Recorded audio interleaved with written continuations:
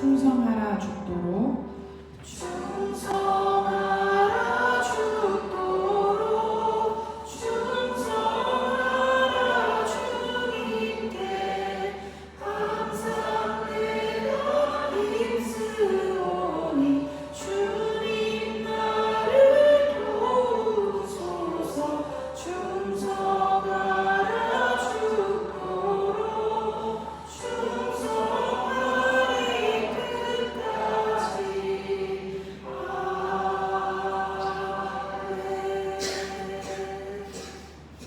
하나님께서 오늘 우리에게 주신 말씀은 역대상 24장 1절부터 31절까지 말씀입니다. 역대상 24장 1절부터 31절까지 말씀입니다.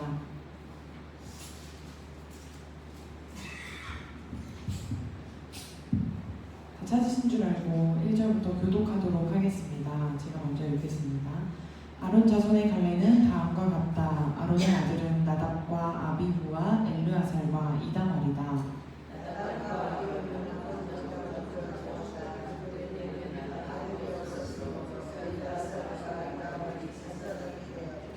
다윗은 엘르아살의 자손 사독과 이다말의 자손 아히멜렉과 함께 아론 자손의 갈래를 만들어서 그들이 할 일에 따라 직무를 맡겼다.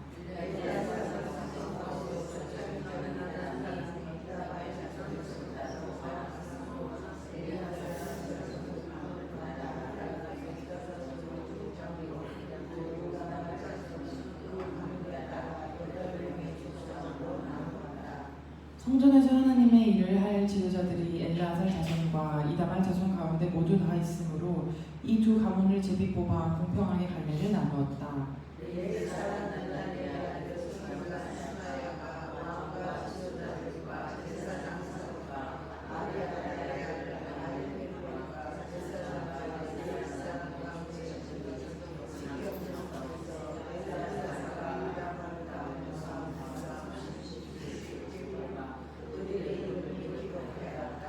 첫째로 제비 뽑힌 사람은 여호야립이고 둘째는 여다야이고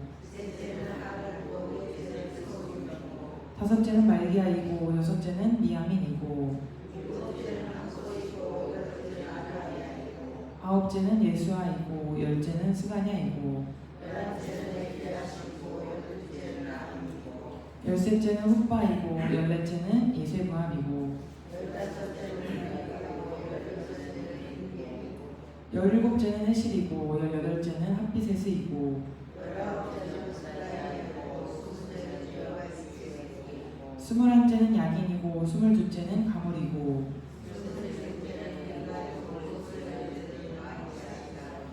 그들은 하는 일에 따라 주님의 성전에 들어가서 주 이스라엘의 하나님께서 그들의 조상 아론을 시켜서 지시하신 규례대로 직무를 수행하였다.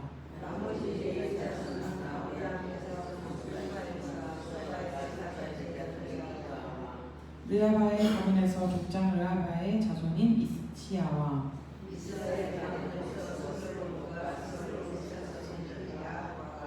헤브론의 아들 가운데서 맏아들 여리야와 둘째 아마랴와 셋째 야하시엘과 넷째 여가무함이고 미가의 아우 이시야와 이시야의 자손인 스가랴와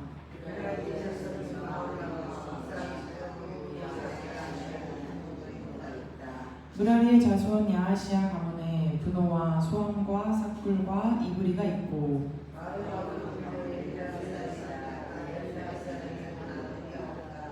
기스 가문에 기스의 아들 여라무엘이 있고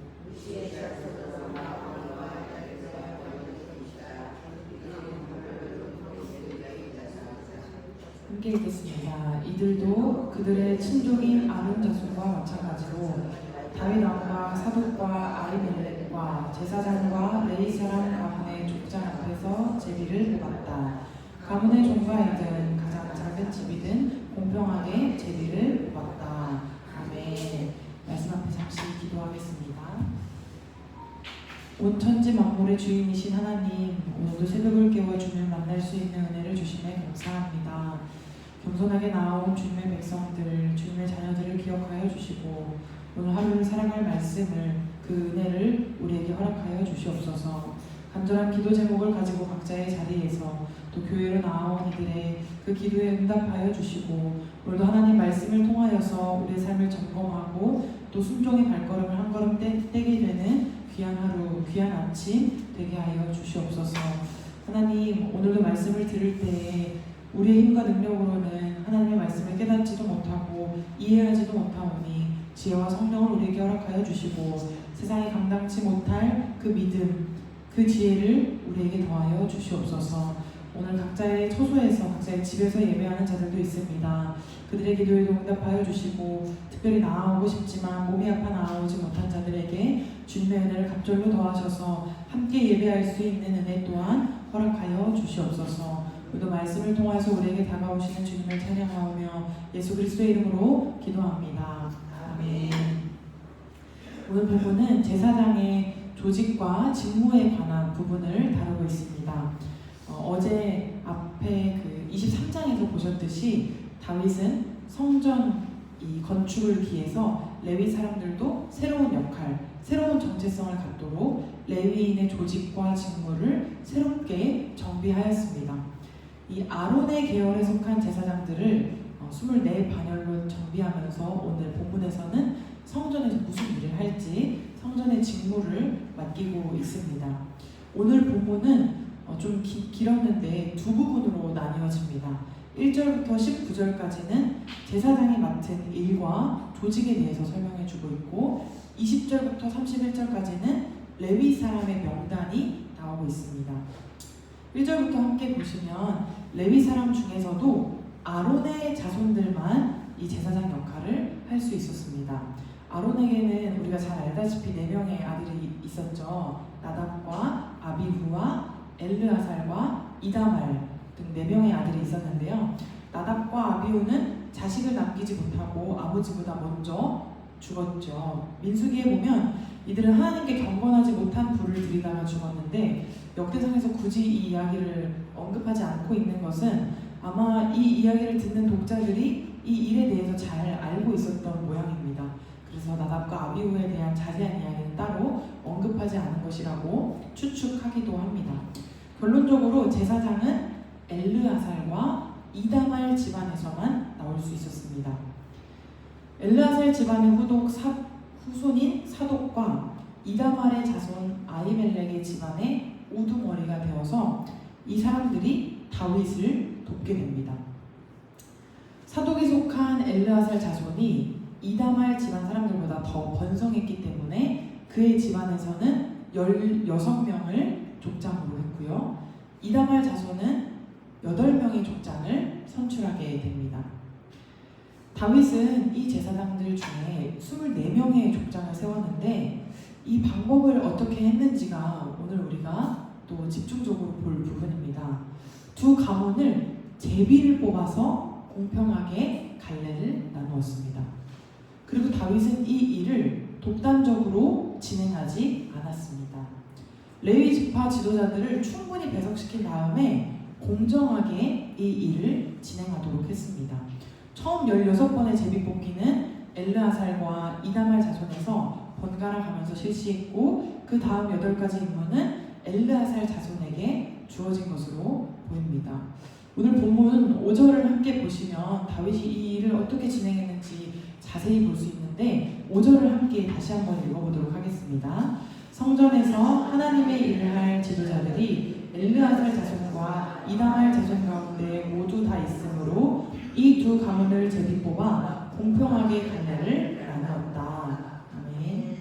본문 5절에 공평하게라는 단어가 나오죠. 이 공평하게라는 말은 다윗이 이 과정을 공정하게 진행했다는 것을 뜻합니다. 원어를 좀 더 자세히 살펴보면 차등이 없게 진행했다는 것인데요. 이어서 6절에 보면 다윗은 이 일을 또한 레위 사람 느단의 아들 서기관인 스마야가 진행하고 기록하도록 했습니다.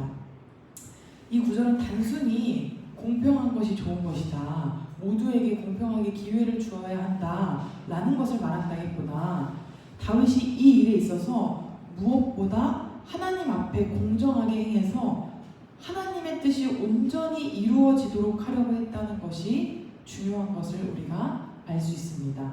다윗의 관심은 하나님의 뜻이 온전히 이루어지도록 하는 것에 있었다는 것이죠. 하나님의 일이 하나님의 뜻대로 이루어지도록 하는 것, 하나님이 원하시는 모습 그대로 이루어지도록 하는 것은 우리 성도가 해야 할 역할입니다. 하나님의 뜻이 이 땅 가운데 온전하고 견고해지도록 하는 것이 바로 오늘 새벽을 깨워 기도하는 우리가 해야 하는 역할이라는 것입니다. 이것은 우리가 조금 치열하리만치 추구해야 할 모습입니다. 우리가 신앙생활을 하면서 어떤 일은 대수롭지 않게 여기기도 하고 어떤 중요한 일은 때로는 가볍게 치부하면서 넘어가기도 합니다. 그러나 그 기준이 우리의 생각과 경험이 되어서는 안 될 것입니다. 누군가는 뭐 그런 거 가지고 그래 교회 어차피 다 잘 진행되고 원활하게 될 텐데 라고 넘겨버릴 수도 있지만 교회를 세우는 일, 하나님 나라를 세워가는 일에 우리는 이것이 하나님의 뜻대로 되기 위해 그렇게 되기 위해서 더욱 견고해져야 할 것입니다. 오늘 본문처럼 때로는 제비를 뽑는 것과 같은 일이 있고 때로는 다윗처럼 나 혼자서 진행하지 않고 함께 진행하여야 하는 일이 있습니다. 또한 이렇게 투표를 하거나 누군가를 선출하는 일은 여러 이권이 개입하고 개인의 이익이 들어갈 수 있는 부분이잖아요. 이런 부분일수록 우리는 분별을 가지고 진행해야 할 것입니다. 우리는 끊임없이 하나님의 방법이 무엇인지 구해야 하고 하나님의 뜻이 이 땅 가운데 우리 교회 가운데 온전하게 드러나게 하는 방법이 무엇인지 하나님의 방향은 무엇인지 계속 고민하고 씨름하고 순종해야 할 것입니다. 사람을 부르시는 것도 하나님이시고 사람을 세우시는 것도 하나님이십니다. 일을 시키시는 것도 하나님이시고 일을 이루시는 것도 하나님이십니다. 우리가 인간적인 시선으로 교회 일을 바라보고 맡기신 일을 감당하려고 했다면 이제 잠시 멈추어서 다윗처럼 오늘 제사장을 나누어 이 임무를 나누어 준 것처럼 우리는 어떤 방식으로 교회 일을 해나가야 하는지 점검하면 좋겠습니다. 하나님께 여쭈어보고 하나님께서 지시하신 그대로 직무를 수행하는 저와 여러분 되기를 소원합니다. 하나님의 뜻이 어디에 있는지 항상 눈에 불을 켜고 하나님의 방법에 순종함으로 하나님 나라를 이뤄가는 저와 여러분 되시기를 주님의 이름으로 축복합니다. 이어서 7절부터 18절까지는 이제 기록된 24명의 족장의 이름이 나오는데요. 어떤 규칙을 따라서 나열되는지는 확실하지 않습니다. 그들은 하는 일에 따라서 주님의 성전에 들어갔고 주 이스라엘의 하나님께서 아론을 시켜서 지시하신 대로 직무를 수행했습니다. 성경에 보면 하나님께서 지시하신 규례대로 하나님께서 말씀하신 대로 이렇게 이런 부분들이 참 도전이 되고 은혜가 되는 것 같습니다. 우리의 신앙생활 또한 하나님께서 말씀하신 그대로 하다가 하나님을 만나게 된다면 참 좋을 것 같습니다. 오늘 본문에 나오듯이 이 제사장들은 그룹으로 나누어서 돌아가면서 사역했거나 특정한 기간에 사역을 했는데요. 이거는 고대 이 근동 사회에서는 흔히 있었던 일입니다. 그래서 이스라엘도 이 중간사 시대에 접어서는 1년이 48주로 되어 있는 그 음력 달력을 기준으로 일주일씩 사역을 했는데 오늘 24그룹으로 나누었잖아요. 그러면 일주일씩 사역했다는 것은 1년에 한 2주 정도를 성전의 제단 앞에서 사역하지 않았을까를 생각하게 됩니다. 48주를 기준으로 했을 때요. 공정한 방법으로 제사장의 조직과 직무에 대해서 이야기해주고 있고 이들이 하나님의 방법대로 하나님께서 맡기신 그 일을 수행했음을 말하면서 다시 20절부터는 레위 사람 명단이 나오고 있습니다. 이 부분은 앞에 23장에서 소개된 레위 사람의 명단을 추가적으로 말하고 있는 것인데요. 아론의 자손에 속한 제사장들과 마찬가지로 이 레위 사람들에게도 제비 뽑기를 통해서 차별 없이 차등 없이 공평하게 임무가 주어졌습니다. 모든 집안이 사람 수에 따라 공평하게 할당을 받았습니다. 성전 사역에서 이 공평하게 배부되는 것이 중요하다는 것 또한 강조하고 있는 것인데요. 어느 집안도 작다고 해서 차별받아서는 안 되었습니다. 하나님이 허락하신 자손들의 수에 따라서 모든 집안이 성전 사역에 동참할 수 있는 공평한 기회를 얻어야 했습니다. 오늘 본문에서 이 성전 사역에 있어 공평한 기회를 주어졌다는 것은 오늘날 교회에서도 큰 사람도 작은 사람도 중앙에 있는 사람도 이방인도 모두 부르시는 하나님에 대해서 생각해 보게 됩니다. 하나님께서는 하나님 나라를 위해서 어떤 사람도 쓰임받게 하실 것이라는 소망을 우리에게 주는 것이죠. 우리가 교회에서만큼은 개인이 가지고 있는 어떤 특성 때문에 교회 일을 하는 데에서 차별을 받는다거나 기회조차 주어지지 않는다거나 해서는 안 될 것입니다. 물론 각자 하나님이 주신 소명과 직분이 있기 때문에 그것에 맞게 일하고 움직이는 것은 당연하지만 하나님 나라를 위해서 수고하고 싶어 할 때 가문이라든지 세상에서 잣대가 되는 어떤 기준이나 우리의 외적인 모습 때문에 차별받아서는 안 될 것입니다. 31절에 보시면 이렇게 표현하고 있습니다. 가문의 종가이든 가장 작은 집이든, 이것은 가장 큰 집이든 가장 작은 집이든이라는 표현이잖아요. 결국에 모든 집안을 아우르는 말이 되는 것이거든요. 모든 집안에게 공평하게 기회가 주어졌다는 것인데, 우리의 모습이 어떠하든지 우리의 집안이 어떠하든지 하나님 나라를 위해 수고하는 자들에게 하나님께서는 기회를 주시고 부르시고 사용하시는 분이 바로 우리 하나님이십니다. 오늘도 나의 외적인 것과 환경 때문에 쓰임받지 못할 것이라는 생각이 있었다면 우리 그 생각을 버리고 우리를 여전히 부르시고 여전히 초청하시는 하나님께 나아갑시다. 제가 고등학생 때 교회에서 비전 트립을 다녀왔습니다. 해외 단기 선교를 다녀오는데 그때 교회를 열심히 섬기던 지금은 하늘나라에 있지만 작은 예수라고 별명이 있었던 교회 오빠가 있었는데요. 그 오빠가 고등학생이었던 저에게 써주었던 그 카드가 아직도 생생합니다. 저에게 하나님 나라라는 큰 그림에 한 조각이 되어주어서 고맙다라는 내용을 저에게 써주었습니다. 저는 고등학생이었고 나가서 막 영어도 유창하게 잘하지 못했고 막 복음을 직접 열심히 전하지도 못했고 그냥 작은 일들만 감당했던 것 뿐인데 저에게 하나님 나라의 그 한 조각이 되어주어서 고맙다라는 그 말이 선교란 이런 것이구나, 하나님 나라는 이런 것이구나라는 것을 깨닫게 해주었습니다. 오늘도 우리가 감당하는 그 일이 아주 작고 우리가 볼 때는 볼품없어 보일지 모르겠지만 우리 모두는 하나님 나라의 한 조각들입니다. 하나님께서는 우리를 하나님의 방법대로 선택하셨고 하나님 나라를 위해서, 성전을 위해서 반드시 사용하여 주실 것입니다. 하나님은 하나님을 찾는 자들에게 반드시 상을 주시는 분이라는 것을 우리는 알고 있습니다. 하나님 나라를 세워가는 귀한 기회를 오늘 모인 우리에게, 함께 예배하는 우리에게 반드시 허락하실 것입니다. 이 땅에서 하나님 나라를 위해서 쓰임받는 것보다 가치 있고 고귀한 일은 없습니다. 하나님은 예수 그리스도를 통해서 우리 모두에게 하나님 나라를 위해 수고할 기회를 주셨습니다. 그래서 오늘 본문처럼 우리 모두에게 공평한 기회가 주어졌고 이제는 우리가 상황 탓이나 환경 탓을 하지 않고 하나님께 정진할 수 있는 기회가 주어졌다는 것입니다. 오늘 하루도 하나님께 정진하는 우리 모두가 되기를 주님의 이름으로 축복합니다. 이제 성전 사역을 본격적으로 할 수 있도록 할 일에 따라 직무를 맡은 제사장들과 이 제비 뽑힌 레위 사람들처럼 우리도 하나님 나라를 위해서, 무너져가는 한국 교회를 위해서 더 이상 지체할 시간이 없습니다. 우리 모두에게 주신 기회임을 알고 기도를 하며 하나님을 위해 수고하며 달려나가는 저와 여러분 되기를 주님의 이름으로 축복합니다.